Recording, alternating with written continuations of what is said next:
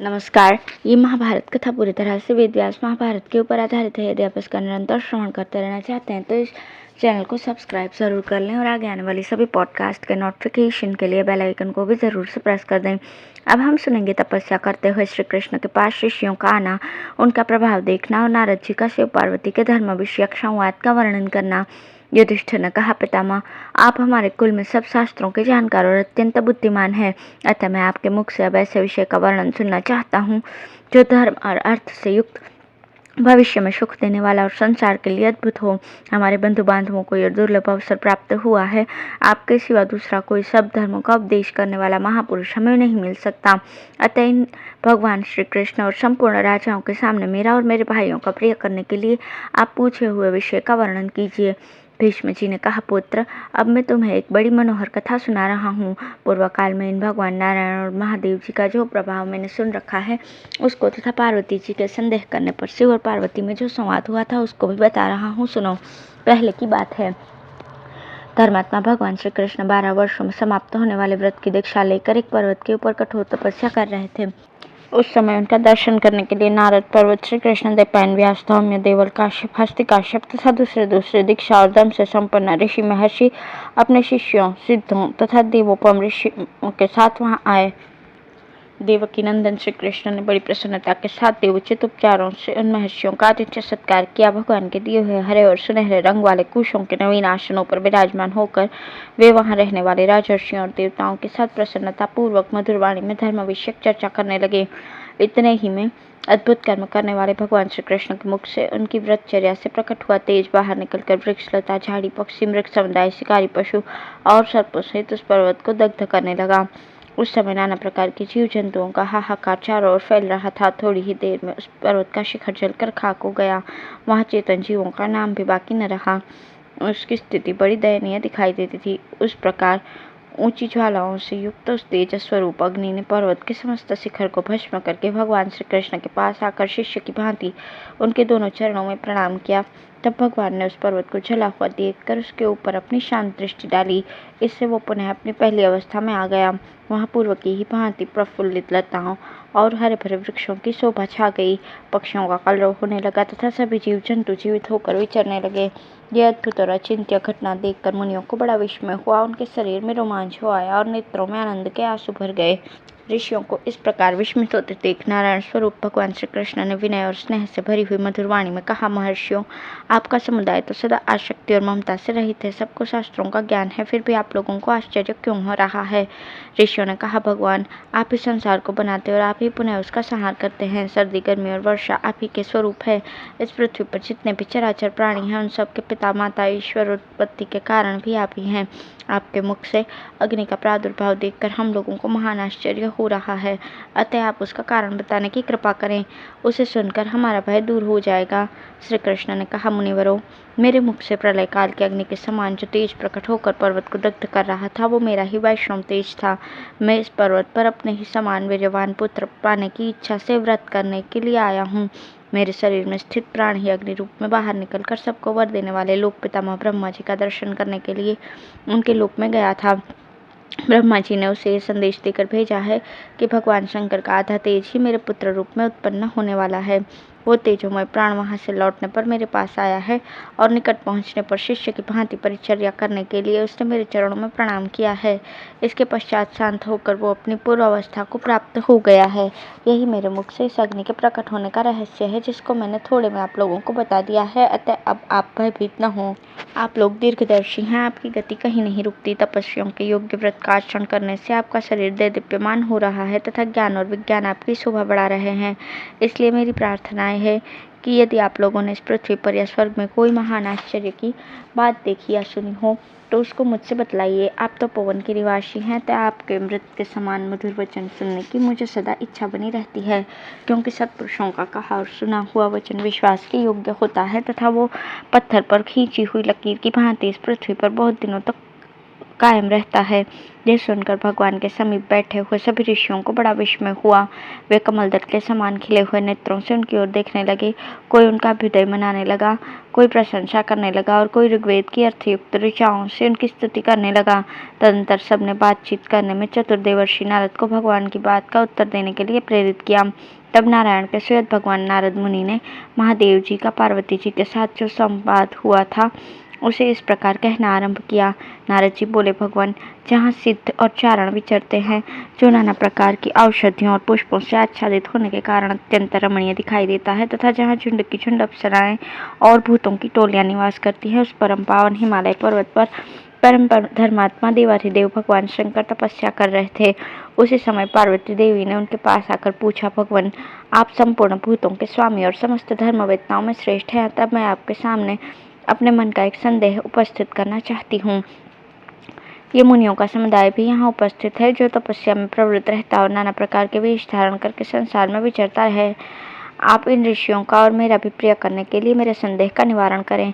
धर्म का क्या स्वरूप है? जो धर्म को नहीं जानते, ऐसे मनुष्य का किस प्रकार आचरण कर सकते हैं? पार्वती देवी ने जब ये प्रश्न उपस्थित किया तो समस्त ऋषियों ने ऋग्वेद की अर्थयुक्त ऋचाओं से स्तुति करते हुए उनकी बड़ी प्रशंसा की।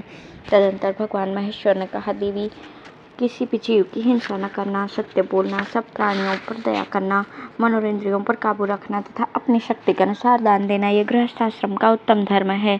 उक्त गृहस्थ धर्म का पालन करना, पर स्त्री के संसर्ग से दूर रहना, धरोहर और स्त्री की रक्षा करना, बिना दिए किसी की वस्तु न लेना तथा मांस और मदिरा को त्याग देना, ये धर्म के 5 भेद हैं जिनसे सुख की प्राप्ति होती है।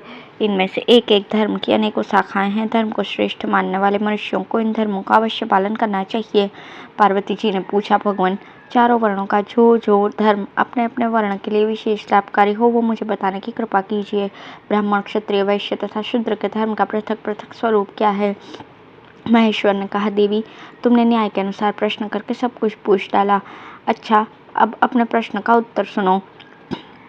संसार में ब्राह्मण इस पृथ्वी के देवता माने गए हैं। उपवास करना उनका परम धर्म है। धर्मार्थ संपन्न ब्राह्मण ब्रह्म भाव को प्राप्त होता है। उससे धर्म का अनुष्ठान और विधिवत ब्रह्मचर्य का पालन करना चाहिए। व्रत के पालन पूर्वक उपनयन संस्कार का होना उसके लिए परम आवश्यक है, क्योंकि इसी से वो द्विज होता है। गुरु और देवताओं की पूजा, स्वाध्याय और अभ्यास स्वरूप धर्म का पालन ब्राह्मण को अवश्य करना चाहिए। धर्म का रहस्य सुनना, वेदोक्त व्रत का पालन, होम और गुरु सेवा करना, भिक्षा से जीवन निर्वाह करना, सदा यज्ञोपवीत धारण किए रहना, प्रतिदिन वेद का स्वाध्याय करना और ब्रह्मचर्य आश्रम के नियमों का पालन करना ब्राह्मण का प्रधान धर्म है। ब्रह्मचर्य की अवधि समाप्त होने पर द्विज अपने गुरु की आज्ञा लेकर समावर्तन करे और घर आकर अपने अनुरूप स्त्री से विधि पूर्वक विवाह करे। ब्राह्मण को शूद्र का अन्न नहीं खाना चाहिए।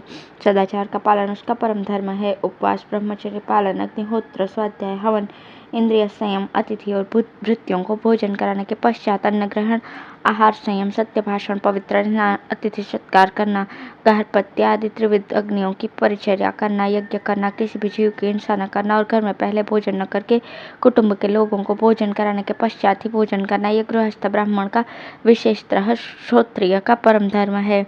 पति और पत्नी का स्वभाव एक सा होना चाहिए, तभी गृहस्थ धर्म का ठीक ठीक पालन होता है। घर के देवताओं की प्रतिदिन पुष्प आदि से पूजा करना, उन्हें अन्न की बलि अर्पण करना, रोज रोज घर लीपना और प्रतिदिन व्रत रखना भी गृहस्थ का धर्म है। झाड़ बुहार लीप पोत कर साफ किए हुए घर में घृतयुक्त आहुति करके उसका धुआं फैलाना चाहिए। यह ब्राह्मणों का गार्हस्थ्य धर्म बतलाया गया है। जो संसार की रक्षा करने वाला है, अच्छे ब्राह्मण सदा ही उस धर्म का पालन करते हैं। अब मैं क्षत्रिय धर्म बता रहा हूँ। क्षत्रिय का सबसे पहला धर्म है प्रजा का पालन करना। प्रजा की आय के 6ठे भाग का उपभोग करने वाला राजा धर्म का फल प्राप्त करता है। जो धर्म पूर्वक अपनी प्रजा की रक्षा करता है, उस प्रजा को उसके प्रजा पालन रूपी धर्म के प्रभाव से उत्तम लोकों की प्राप्ति होती है। राजा का परम धर्म है इंद्रिय संयम, स्वाध्याय, अग्निहोत्र, दान, अध्ययन, यज्ञोपवीत धारण, यज्ञानुष्ठान, धार्मिक कार्य करना, पोष्य वर्ग का भरण पोषण करना, आरंभ किए हुए कर्म को सफल बनाना, अपराध के अनुसार उचित दंड देना, वेदोक्त यज्ञों का अनुष्ठान करना, व्यवहार में न्याय की रक्षा करना और सत्य भाषण में प्रेम रखना। जो राजा दुखी मनुष्यों को हाथ का सहारा देता है, वो इस लोक और परलोक में भी सम्मानित होता है। जो गौ और ब्राह्मण की रक्षा के लिए संग्राम में पराक्रम दिखाकर प्राण त्याग करता है, वो परलोक में अश्वमेध यज्ञ से प्राप्त होने वाले उत्तम लोकों पर अधिकार प्राप्त करता है। पशुओं का पालन, खेती, व्यापार, अग्निहोत्र, दान, अध्ययन, सदाचार का पालन, अतिथि सत्कार, संस्कार, शम, दम, ब्राह्मणों का स्वागत और त्याग। वो वैश्यों का सनातन धर्म है। व्यापार करने वाले सदाचारी वैश्य को तिल, चंदन और रस की बिक्री नहीं करनी चाहिए तथा ब्राह्मण, क्षत्रिय और वैश्य इन सब का यथायोग्य आतिथ्य सत्कार करना चाहिए। शूद्र का परम धर्म है तीनों वर्णों की सेवा। जो शूद्र सत्यवादी, जितेंद्रिय और घर पे आए हुए अतिथि की सेवा करने वाला है वो महान तप का संग्रह करता है। उसे उत्तम तपस्वी समझना चाहिए। नित्य सदाचार का पालन और देवता तथा ब्राह्मणों की पूजा करने वाले बुद्धिमान शूद्र को धर्म का मनोवांछित फल प्राप्त होता है। कल्याणी, इस प्रकार मैंने तुम्हें एक एक करके चारों वर्णों का धर्म बतलाया। अब और क्या सुनना चाहती हो? पार्वती जी ने कहा, भगवान, आपने चारों वर्णों के हितकारी धर्म का पृथक पृथक वर्णन किया। आप वो धर्म बतलाइए जो सब वर्णों के लिए समान रूप से उपयोगी हो। महेश्वर ने पूछा, देवी, गुणों पर दृष्टि रखने वाले और जगत के सारभूत ब्रह्मा जी ने संपूर्ण लोकों को तारने के लिए ब्राह्मणों की सृष्टि की है। ब्राह्मण इस मंडल के देवता हैं, अतः पहले उन्हीं के कुछ और धर्मों का वर्णन करता हूँ, फिर सबके लिए उपयोगी धर्मों का उपदेश करूँगा। ब्रह्मा जी ने संपूर्ण जगत की रक्षा के लिए वैदिक, स्मार्त और शिष्टाचार इन 3 प्रकार के धर्मों का वर्णन किया है। धर्म के ये तीनों ही भेद सनातन है। जो तीनों वेदों को ज्ञाता और विद्वान हो, पढ़ने पढ़ाने का कार्य करके जीविका न चलाता हो, दान, अध्ययन और यज्ञ इन 3 कर्मों का सदा अनुष्ठान करता हो, काम, क्रोध और लोभ इन तीनों गुणों को त्याग चुका हो तथा सब प्राणियों पर दया रखता हो, वही वास्तव में ब्राह्मण माना गया है। संपूर्ण लोकों के स्वामी ब्रह्मा जी ने ब्राह्मणों की जीविका के लिए यज्ञ करना, यज्ञ कराना, दान देना, दान लेना, वेद पढ़ना और वेद पढ़ाना, ये 6 कर्म बतलाए हैं। ये ब्राह्मणों के सनातन धर्म है। इनमें भी सदा स्वाध्यायशील होना, यज्ञ करना और अपनी शक्ति के अनुसार विधि पूर्वक दान देना, ये 3 कर्म ब्राह्मणों के लिए अत्यंत उत्तम माने गए हैं। सब प्रकार के विषयों में उपराम होना श्रम कहलाता है। ये सत्पुरुषों में सदा दृष्टिगोचर होता है। इसका पालन करने से शुद्ध चित्त वाले गृहस्थों को महान धर्म की प्राप्ति होती है। गृहस्थ पुरुष को 5 महायज्ञों का अनुष्ठान करके अपने मन को सदा शुद्ध बनाना चाहिए। जो गृहस्थ सदा सत्य बोलता, किसी के दोष नहीं देखता, दान देता, ब्राह्मणों का सत्कार करता, अपने घर को झाड़ बुहार कर साफ रखता, अभिमान का त्याग करता, सदा सरल भाव से रहता, स्नेह युक्त वचन बोलता, अतिथि और अभ्यागतों की सेवा में मन लगाता, यज्ञ शिष्ट अन्न भोजन करता और अतिथि को शास्त्र की आज्ञा के अनुसार पाद्य, अर्घ्य, आसन, शय्या, दीपक तथा ठहरने के लिए गृह प्रदान करता है, उसे धार्मिक समझना चाहिए। जो प्रातःकाल उठकर मुंह हाथ धोने के पश्चात ब्राह्मण को भोजन के लिए निमंत्रण देता और उसे ठीक समय पर सत्कार पूर्वक भोजन कराने के पश्चात कुछ दूर तक उसके पीछे पीछे जाता है, उसके द्वारा सनातन धर्म का पालन होता है। शूद्र गृहस्थ को अपनी शक्ति के अनुसार सदा सबका आतिथ्य सत्कार करना चाहिए। ब्राह्मण, क्षत्रिय, वैश्य इन 3 वर्णों की परिचर्या में रहना उसके लिए प्रधान धर्म बतलाया गया है। प्रवृत्ति रूप धर्म का विधान गृहस्थों के लिए किया गया है। वो सब प्राणियों का हितकारी और उत्तम है। अब मैं उसी का वर्णन करता हूँ। अपना कल्याण चाहने वाले पुरुष को सदा अपनी शक्ति के अनुसार दान, यज्ञ तथा पुष्टिजनक कार्य करते रहना चाहिए। धर्म मार्ग का आश्रय लेकर धन का उपार्जन करना चाहिए और उसका 3 विभाग करके एक अंश धर्म अर्थ की सिद्धि करनी चाहिए, दूसरे अंश को भोग में लगाना चाहिए और तीसरे अंश को बढ़ाना चाहिए। ये प्रवृत्ति धर्म का वर्णन किया गया है। इससे भिन्न निवृत्ति रूप धर्म है, वो मोक्ष का साधन है। अब मैं उसका यथार्थ स्वरूप बतला रहा हूँ, तुम ध्यान देकर सुनो। मोक्ष की अभिलाषा रखने वाले पुरुषों को संपूर्ण प्राणियों पर दया करनी चाहिए, हमेशा एक ही गांव में नहीं रहना चाहिए और अपने आशा रूपी बंधनों को तोड़ने का यत्न करना चाहिए। मुमुक्षु के लिए भी यही प्रशंसा की बात है। उसे कमंडलू, जल, कौपिन, आसन, त्रिदंड, सैया, अग्नि और घर पर ममता या आसक्ति नहीं रखनी चाहिए। मुमुक्षु को आध्यात्म ज्ञान का ही चिंतन और मनन करना चाहिए तथा सदा उसी में स्थित रहना चाहिए। निरंतर योग्य अभ्यास में प्रवृत्त होकर तत्व का विचार करते रहना चाहिए। सन्यासी ब्राह्मण को उचित है कि वो सब प्रकार की आसक्तियों और स्नेह बंधनों से मुक्त होकर सर्वदा वृक्ष के नीचे, सुने गृह में अथवा नदी के किनारे रहता हुआ अपने अंतःकरण में परमात्मा का ध्यान करे।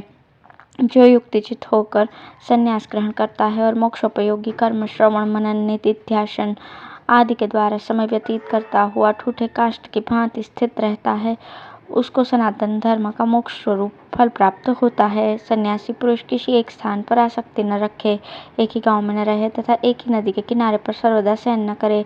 उसे सब प्रकार की आसक्तियों से मुक्त होकर स्वच्छंद विचरना चाहिए। ये मोक्ष धर्म के ज्ञाता सत्पुरुषों का धर्म और वेद प्रतिपादित सन्मार्ग है। जो इस मार्ग से चलता है उसके लिए कोई सीमित स्थान नहीं रहता, वो मुक्त एवं सर्वव्यापक हो जाता है। सन्यासी 4 प्रकार के होते हैं, कुटचक, बहुदक, हंस और परमहंस। इनमें उत्तरोत्तर श्रेष्ठ है। इस परमहंस धर्म के द्वारा प्राप्त होने वाले आत्मज्ञान से बढ़कर दूसरा कुछ भी नहीं है। ये सुख दुख से रहित सौम्य अजर अमर और अविनाशी पद है। पार्वती जी ने कहा, भगवान, आपने सत्पुरुषों द्वारा आचरण में लाए हुए गार्हस्थ्य धर्म और मोक्ष धर्म का वर्णन किया। ये दोनों ही मार्ग जीव जगत का महान कल्याण करने वाले हैं। इन्हें सुन लेने के पश्चात अब मैं ऋषियों का धर्म सुनना चाहती हूँ। महेश्वर, तपोवन निवासी मुनियों के प्रति मेरे मन में बड़ा स्नेह है। ये जब अग्नि में घृत मिश्रित भविष्य की आहुति डालते हैं, उस समय उसके धूम से प्रकट हुई सुगंध से सारा तपोवन भर जाता है। उसे देखकर मेरा चित्त सदा प्रसन्न रहता है। इसलिए मैंने मुनियों के धर्म के संबंध में जिज्ञासा प्रकट की है। देवदेव, आप संपूर्ण धर्मों का तत्व जानने वाले हैं, अतः मैंने जो कुछ पूछा है उसका पूर्ण रूप से वर्णन कीजिए। भगवान महेश्वर ने कहा, कल्याणी, तुम्हारा प्रश्न सुनकर मुझे बड़ी प्रसन्नता हुई है। अब मैं मुनियों के लिए उत्तम मार्ग का वर्णन करता हूँ, जिसका आश्रय लेकर वे अपनी तपस्या के द्वारा परम सिद्धि को प्राप्त होते हैं। सबसे पहले धर्म को जानने वाले फेनप ऋषियों का धर्म सुनो। पूर्व काल में ब्रह्मा जी ने यज्ञ करते समय जिसका पान किया था तथा जो स्वर्ग में फैला हुआ है, वो अमृत ब्रह्मा जी के पीने के कारण ब्रह्म कहलाता है। उसके फेन को थोड़ा थोड़ा संग्रह करके जो सदा पान करते हैं और उसी के आधार पर जीवन निर्वाह करते हुए तपस्या में लगे रहते हैं, वे फेनप कहलाते हैं। वह धर्माचरण का मार्ग उन विशुद्ध फेनप महात्माओं का ही मार्ग है। अब बालखिल्य महर्षियों का धर्म श्रवण करो। बालखिल्य गण प्रसिद्ध महात्मा हैं। वे सब धर्मों के ज्ञाता हैं और सूर्यमंडल में निवास करते हैं तथा उच्च वृत्ति का आश्रय लेकर पक्षियों की भांति एक एक दाना बीनकर उसी से जीवन निर्वाह करते हैं। वृक्षाला, वीर, चीर और वलकल, यही उनके वस्त्र हैं। वे शीत उष्ण आदि द्वंद्वों से रहित सदाचार का पालन करने वाले और तपस्या के धनी हैं। उनमें से प्रत्येक का शरीर अंगूठे के सिरे के बराबर है। वे अपने अपने कर्तव्य में स्थित होकर सदा तपस्या में संलग्न रहते हैं। उनके धर्म का महान फल है, वे तपस्या से संपूर्ण पापों को दग्ध करके अपने तेज से संपूर्ण दिशाओं को प्रकाशित करते हैं और देवताओं का कार्य सिद्ध करने के लिए उनके समान रूप धारण करते हैं। इनके अतिरिक्त और बहुत से शुद्ध चित्त, दया, धर्मपरायण एवं पुण्यात्मा महर्षि हैं, जिनमें कुछ चक्रचर अर्थात चक्र के समान विचरने वाले, कुछ सोमलोक में रहने वाले तथा कुछ पितृलोक के निकट निवास करने वाले हैं। ये सब शास्त्रीय विधि के अनुसार उच्च वृत्ति से जीविका चलाते हैं। कोई ऋषि संप्रक्षाल, कोई अश्मकुट, कोई दंतोलुखलिक हैं। ये लोग सोमप अर्थात चंद्रमा की किरणों का पान करने वाले और उष्णप अर्थात सूर्य की किरणों का पान करने वाले देवताओं के निकट रहकर अपनी स्त्रियों सहित उच्च वृत्ति से जीवन निर्वाह करते और इंद्रियों को काबू में रखते हैं। अग्निहोत्र, पितरों का श्राद्ध और पंच महायज्ञों का अनुष्ठान ये उनका मुख्य धर्म है। चक्र की भांति विचरने वाले और देवलोक में निवास करने वाले पूर्वोक्त ब्राह्मणों ने इस ऋषि धर्म का सदा ही अनुष्ठान किया है। इसके अतिरिक्त भी जो ऋषियों का धर्म है उसे सुनो। मेरे विचार से सभी 8 धर्मों में इंद्रिय संयम पूर्वक आध्यात्म ज्ञान प्राप्त करना आवश्यक है। फिर काम और क्रोध को भी जीतना चाहिए। प्रत्येक ऋषि को अग्नि में घृत का होम, धर्मशस्त्र का अनुष्ठान, सोम यज्ञ द्वारा यजन, यज्ञ विधि का ज्ञान और यज्ञ में दक्षिणा देना, ये 5 कर्म अवश्य करने चाहिए। नित्य यज्ञ का अनुष्ठान और धर्म का पालन करना चाहिए तथा देव पूजा और श्राद्ध में अनुराग रखना चाहिए। उच्च वृत्ति से उपार्जित किए हुए अन्न के द्वारा सबका आतिथ्य सत्कार करना ऋषियों का परम कर्तव्य है। वे विषय भोगों से निवृत्त रहें, गोरस का आहार करें, श्रम के साधन में प्रेम रखें, खुले मैदान में चबूतरे पर सोएं, योग का अभ्यास करें, साग पात, फल मूल, वायु, जल और सेवार का आहार करके रहें। ये ऋषियों का नियम है। इनका पालन करने से वे अजित अर्थात सर्वश्रेष्ठ गति को प्राप्त करते हैं। जब गृहस्थों के घर में रसोई घर का धुआं निकलना बंद हो जाए, मूसल से धान कूटने की आवाज न आए, सन्नाटा रहे, चूल्हे की आग बुझ जाए, घर के सब लोग भोजन कर चुके बर्तनों का इधर उधर ले जाना रुक जाए और भिक्षुक भीख लेकर लौट गए हों, ऐसे समय तक ऋषि को अतिथि की बात चाहनी चाहिए और उसके भोजन से बचे खुचे अन्न को स्वयं ग्रहण करना चाहिए। जो गर्व और अभिमान नहीं करता, अप्रसन्न और विस्मित नहीं होता, शत्रु और मित्र को समान समझता तथा सबके प्रति मैत्री का भाव रखता है, वही धर्मवेत्ताओं में श्रेष्ठ ऋषि है। धन्यवाद।